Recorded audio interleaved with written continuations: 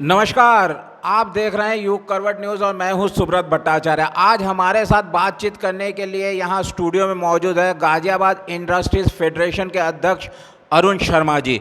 उनसे पता करेंगे आज प्रशासनिक अधिकारियों के साथ जो उनकी बैठक हुई उसमें क्या क्या फैसले लिए गए, साथ ही गाजियाबाद इंडस्ट्रीज को चलाने में या उन्हें क्या क्या दिक्कतें आ रही है इस पर भी बात करें। पहले खबर प्रधानमंत्री नरेंद्र मोदी की। प्रधानमंत्री नरेंद्र मोदी ने आज मुख्यमंत्रियों के साथ वीडियो कॉन्फ्रेंसिंग कर रहे हैं। इस कॉन्फ्रेंसिंग में 17 मई के बाद क्या फैसला लिया जाएगा इस पर राय ली जाएगी। सूत्रों से मिली जानकारी के अनुसार कई मुख्यमंत्रियों ने रेल गाड़ी चलाने पर आपत्ति जाहिर की। आइए बात करते हैं प्रधानमंत्री की इस बैठक को लेकर उद्यमी अरुण शर्मा जी से। सर, आज प्रधानमंत्री जी बैठक ले रहे हैं, क्या उम्मीदें कर रहे हैं? 17 के बाद क्या हो सकता है? 17 के बाद हमें ये उम्मीद है कि कुछ रिलैक्सेशन मिलेंगे पूरे देश को, जिसमें इंडस्ट्री को सबसे पहले खोला गया है पिछले सप्ताह से। राज्य सरकार और केंद्र सरकार का ही ये मानना था कि अगर इंडस्ट्री बंद रहेगी तो इस देश की अर्थव्यवस्था धरातल पर चली जाएगी, इसलिए सबसे पहले इंडस्ट्री को प्राथमिकता मानते हुए खोला गया है। लेकिन हम लोगों ने कुछ उनसे एमएसएमई सेक्टर्स के लिए पैकेज की घोषणा की है। आज वो बैठक माननीय प्रधानमंत्री जी की 3 बजे से चल रही है। जो भी उसके परिणाम आएंगे, हम भी दोपहर से ही जिलाधिकारी महोदय के साथ बैठक में थे, तो शाम तक सारे परिणाम आएंगे। लेकिन अगर केंद्र सरकार ने एमएसएमई के लिए कोई बड़ा पैकेज की घोषणा नहीं करी तो ये इंडस्ट्री आगे नहीं चल पाएगी। आज आपकी डीएम और दूसरे प्रशासनिक अधिकारियों के साथ इंडस्ट्रीज की बैठक हुई है। इस बैठक में क्या क्या निर्णय लिए गए या क्या क्या सुझाव आपने दिए? पिछले बृहस्पतिवार से गाज़ियाबाद की इंडस्ट्रीज़ चलना प्रारंभ हो गई हैं। पहले जिला उद्योग केंद्र में हमको परमिशन लेनी पड़ती थी, लेकिन प्रदेश सरकार ने सरलीकरण करते हुए केवल मेल द्वारा ही सूचना देने को अनुमति मान लिया। बृहस्पतिवार से जो इंडस्ट्री चल रही हैं, आज सोमवार को लगभग जनपद में 10 से 12 हज़ार इंडस्ट्री काम कर रही है। लेकिन हमारे सामने अनेकों समस्याएं आ रही हैं, जैसे जगह जगह ट्रकों का आवागमन नहीं हो रहा है। एमजी रोड जो एक यूपीएसआईडीसी गाज़ियाबाद का ही एरिया है, उसमें 1100 इंडस्ट्री इसलिए बंद है कि थाना मसूरी के सामने बैरिकेड्स लगे हैं, वहाँ इंडस्ट्री वालों को जाने नहीं दिया जा रहा है। श्रमिकों का आवागमन मिनिमम 35-30% संख्या से हम लोग काम कर रहे हैं, और श्रमिक जो हैं वो अपने घर के लिए पलायन कर रहे हैं। क्योंकि पूरे श्रमिकों के साथ काम करने की अनुमति नहीं है, तो इंडस्ट्री वाला भी उनको घर पे बैठा के वेतन नहीं दे सकता। मार्च और अप्रैल का ही वेतन इंडस्ट्री ने अपने पास से दिया है, जो बहुत बड़ा काम है कि गाज़ियाबाद के उद्यमियों को मैं हृदय से धन्यवाद देता हूँ कि उन्होंने घर बैठा के श्रमिकों को वेतन दिया है। जी हाँ, गाज़ियाबाद के उद्यमियों ने घर बैठा के श्रमिकों को वेतन दिया, लेकिन आगे वेतन देना उनके लिए भी मुश्किल है क्योंकि इंडस्ट्रीज सारे बंद है। आज शाम को इंडस्ट्रीज के बड़े उद्योगपतियों से एसपी सिटी और प्रशासन के अधिकारियों ने कविनगर इंडस्ट्रियल एरिया में बातचीत की। आइए पता करते हैं उस वहाँ क्या बात हुई। अधिकांश उद्यमियों का यही शिकायत थी कि कुछ उद्यमी जो नोएडा से आते हैं, दिल्ली से आते हैं, उनको ई पास इशू किए जाएं। बैरियर्स पर सिपाही सब इंस्पेक्टर्स लेवल के अधिकारियों को ये हिदायत हो कि इंडस्ट्री के गाड़ी पे जब हम अपना आई कार्ड कंपनी का दिखा रहे हैं, ट्रक जो जा रहा है, उनको अनावश्यक न रोका जाए। छोटी छोटी बातों के लिए हम संबंधित उच्च अधिकारियों को नहीं मैसेज दे सकते। जब राज्य सरकार और चीफ सेक्रेटरी उत्तर प्रदेश के स्पष्ट आदेश आ गए हैं कि परिवहन के वाहनों को उद्योगों के नहीं रोका जाएगा, तो जिला प्रशासन से मनवाने के लिए ही आज इस बैठक का आयोजन किया गया था। सुबह जिलाधिकारी महोदय ने अपने कार्यालय में एक बैठक ली थी। उसमें हमने ये आग्रह किया था कि जब तक ट्रांसपोर्ट सिस्टम नहीं चलेगा, प्लस मशीनरी मार्केट नहीं चलेगा, क्योंकि 45 दिन से इंडस्ट्री बंद है, अधिकांश मशीनों को पुनः संचालित करने में कुछ समस्याएं आ रही हैं, तो उद्योगों से जुड़ी हुई मशीनरी मार्केट को हम पूरे बाज़ार को खोलने की मांग नहीं कर रहे हैं। कुछ मशीनरी मार्केट को आप खोल दीजिए, लिमिटेड संख्या में खोल दीजिए, 10 दुकानों को, 15 दुकानों को, जिससे इंडस्ट्री की मेंटेनेंस होती रहे।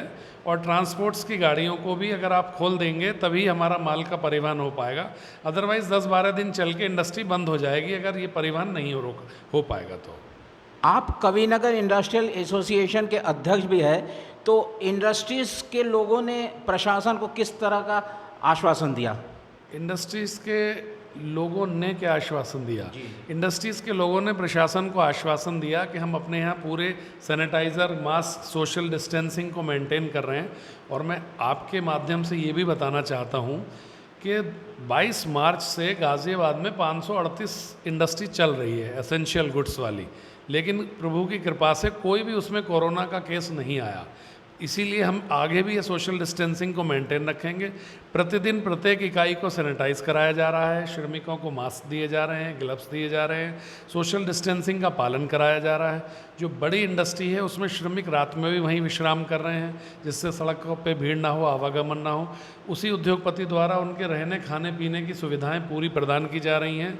और जो छोटी इकाइयां हैं जहां श्रमिक नहीं रुक सकते हैं, उनको यथासंभव ये प्रयास किया गया है कि कम से कम श्रमिकों के साथ काम करें।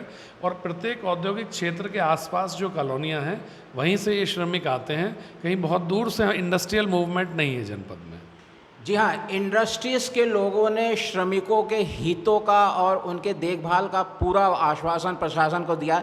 एक पॉइंट बिंदु है जहाँ पर उद्यमी थोड़ा सा असहमत दिख रहा है, वो है श्रमिकों के कोरोना जांच और अगर संदिग्ध मिले तो उसका इलाज।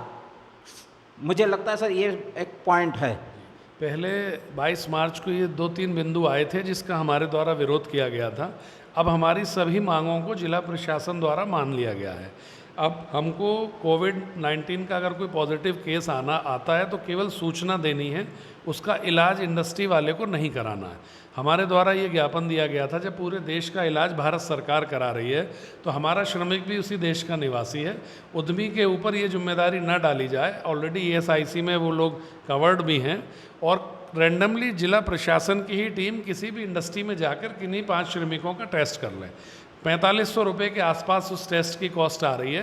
25,000 रुपये प्रत्येक इकाई पर ये भार न डाला जाए, जिसको मान लिया गया है। और ये DM महोदय ने आश्वासन दिया है कि हम लोग रैंडमली चेकिंग कराएंगे और उद्यमी को ही बाध्य नहीं किया जाएगा कि वो ही 5 टेस्ट कराए। जी हाँ, जो गतिरोध था वो दूर हो गया। अब अगर कोई श्रमिक कोरोना संदिग्ध या संक्रमित पाया जाता है तो उसका इलाज उद्यमी नहीं जिला प्रशासन के द्वारा कराया जाएगा। आइए बात करते हैं कोरोना को लेकर उत्तर प्रदेश राज्य की। उत्तर प्रदेश में रिकवरी रेट सबसे ज़्यादा है, 43%। देश में सबसे ज़्यादा रिकवरी, यानी कि सबसे अधिक मरीज उत्तर प्रदेश में ठीक हो रहे हैं। लेकिन 3 जिले मेरठ, आगरा और एक है कानपुर, इन 3 जिलों में हालात बहुत ख़राब है। सर, अभी जो उत्तर प्रदेश में कोरोना को लेकर स्थिति है उससे क्या उद्योग जगत थोड़ा सा भयभीत, डरा हुआ है? देखिए, उद्योग जगत भयभीत तो है ही, क्योंकि कोरोना की संख्या 60,000 क्रॉस कर गई है देश में। आगरा और मेरठ के विषय में मेरा ये मत है कि आगरा बहुत बड़ा मेडिकल सेंटर है, एजुकेशनल सेंटर है, और उसके आसपास जो छोटे छोटे ज़िले हैं वहाँ के लोगों का आवागमन उस शहर में ज़्यादा हुआ, जिस वजह से आगरा में ये संख्या 800 के आसपास पहुंच गई। यही स्थिति मेरठ की भी है कि आसपास के क्षेत्रों से खरीदारी के लिए लोग आते रहे। लेकिन जब से ये बॉर्डर सील हुए हैं, जैसे गाज़ियाबाद में भी आप देखिए, दिल्ली के ही ज़्यादातर लोग कोरोना पॉजिटिव निकले हैं, यहाँ के निवासी कम निकले हैं। तो प्रदेश सरकार को ये तीनों बड़े मंडल भी हैं, इस पर विशेष ध्यान देना चाहिए। आगरा के तो प्रशासन को भी और बहुत सख्ती से पालन कराना होगा। कुछ हम लोगों को भी एक मानव नागरिक होने के नाते अपनी जिम्मेदारियां तय करनी पड़ेंगी कि लॉकडाउन के नियमों का जब तक हम मन से पालन नहीं करेंगे, केवल प्रशासन के भरोसे हम इसको नहीं छोड़ सकते। हर आम आदमी को इसकी स्वयं जिम्मेदारी भी लेनी पड़ेगी। कम से कम घर से निकलें, सोशल डिस्टेंसिंग का पालन करें, ये प्रत्येक नागरिक की भी जिम्मेदारी है। और प्रदेश सरकार से मेरा आपके माध्यम से अनुरोध है कि इन तीनों मंडल के बड़े जिलों का विशेष कृपा करें, इन पर ध्यान रखें। जी हाँ, सब कुछ सरकार पर ही निर्भर होकर रहा नहीं जा सकता, लोगों को अपनी ओर से भी प्रयास करने होंगे। गाज़ियाबाद की बात करते हैं तो गाज़ियाबाद में खोड़ा की स्थिति गंभीर होती जा रही है। आज प्रशासन की ओर से वहाँ कई सेक्टर मजिस्ट्रेट और जोनल मजिस्ट्रेट नियुक्त किए गए। सर, खोड़ा में बहुत ज़्यादा मामले सामने आ रहे हैं क्या?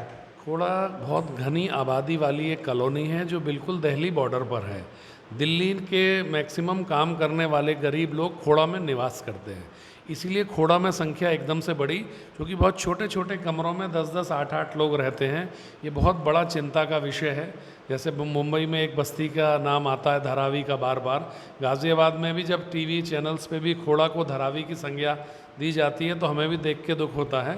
खोड़ा वाकई एक गंभीर चुनौती है। अगर जिला प्रशासन ने इसको सीरियसली नहीं लिया तो गाज़ियाबाद में ये समस्या निश्चित तौर पर आगे बढ़ेगी। जी हाँ, अगर जिला प्रशासन ने इसे गंभीरता से नहीं लिया तो गाज़ियाबाद के लिए धारावी बन सकता है खोड़ा कॉलोनी। आइए हम हमारे जो गेस्ट है अरुण शर्मा जी से उनसे पता करते हैं कि उद्योग जगत क्या पहले जैसा फिर से हो सकता है।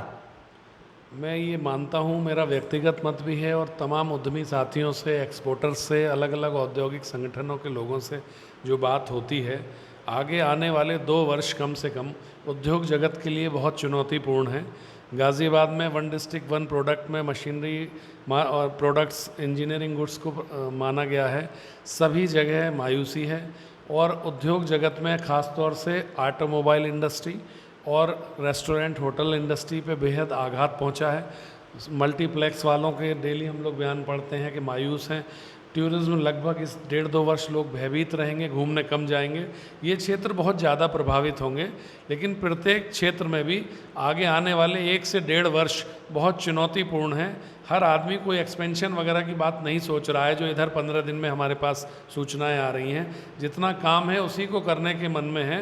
1.5 वर्ष उद्योग जगत के लिए बेहद चुनौतीपूर्ण है। हालांकि अभी तक कोई आंकड़ा आया नहीं सामने, फिर भी आप कितना नुकसान मान सकते हैं सिर्फ गाज़ियाबाद में उद्योग जगत को? गाज़ियाबाद में 15 से 20 दिनों में जब कांवड़ वाला समय आता है तो हमारे पास जो आंकड़े आते हैं 1200-1400 करोड़ रुपए तो टैक्स का नुकसान होता है, केवल टैक्स। अब किसी का स्लैब 5% है कहीं। गाज़ियाबाद में इन 40, 45, 50 दिनों में 3000 करोड़ से ज़्यादा का व्यापार और उद्योग जगत प्रभावित हुआ है, जो बहुत चिंता का विषय है।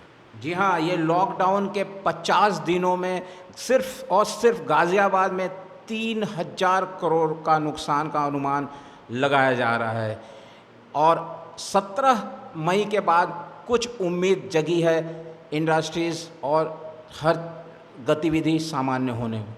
कैमरामैन वरुण और ऋतुराज के साथ सुब्रत भट्टाचार्य, युग करवट न्यूज़ के लिए।